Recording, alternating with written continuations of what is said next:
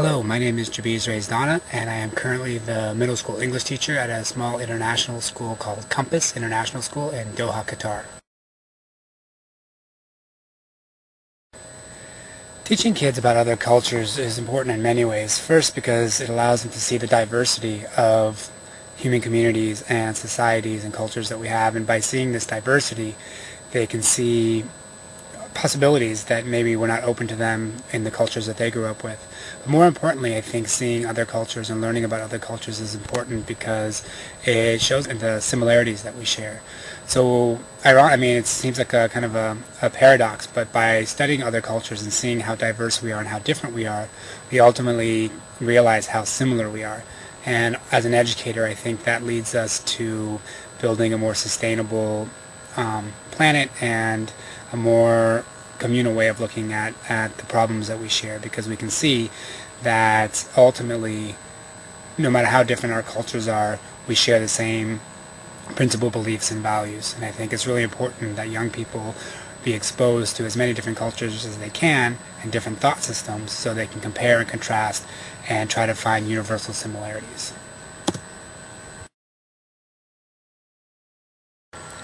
My personal learning network is a nebulous group of people throughout the world that I kind of tied together through Twitter. They help me when I have a question about a hotel I want to stay in Northern California while I'm on vacation.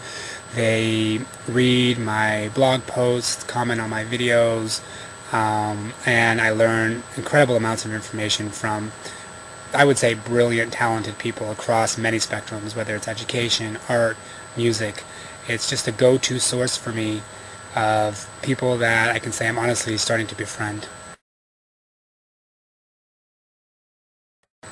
Building a personal network takes time and patience. I've been, hammering away at mine for a little over a year now, and like any human relationships, it takes time, dedication, commitment. It takes a lot of listening. If I were to give any advice on how to build a network, I would say find as many different groups of people as you can. Don't stick in your one field. For example, if you're a teacher, don't only follow and read educators.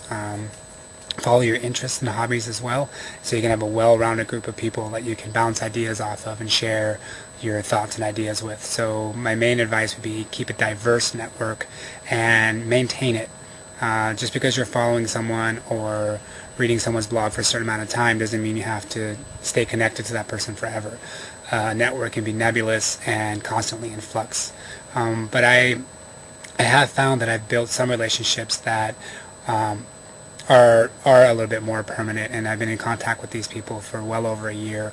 So again, it's like the people you meet in quote the real world that you socialize with. Some are your peers and work colleagues that you only stay in contact with for professional reasons, and some are your friends. And a personal network, I think, should have a combination of the two.